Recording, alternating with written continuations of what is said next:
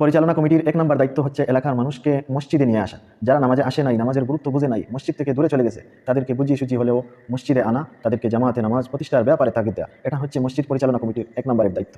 মসজিদ পরিচালনা কমিটির 2 নম্বর দায়িত্ব হচ্ছে মহল্লার বাচ্চাদেরকে, এলাকার বাচ্চাদেরকে মসজিদে এনে তাদেরকে আল্লাহর দ্বীন শিক্ষা করার সুযোগ করে দেয়া।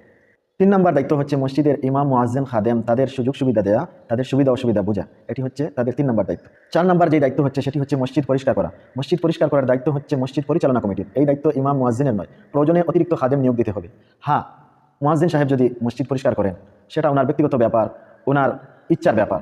যদি উনি নিজ ইচ্ছায় মসজিদ পরিষ্কার করেন সেটা ভালো কথা, কিন্তু ইমামের উপর, মুয়াজ্জিনের উপর মসজিদ পরিষ্কার করার ব্যাপারে কখনো চাপ প্রয়োগ করা যাবে না, কারণ এটা তাদের দায়িত্ব নয়। এটা দায়িত্ব হচ্ছে মসজিদ পরিচালনা কমিটির।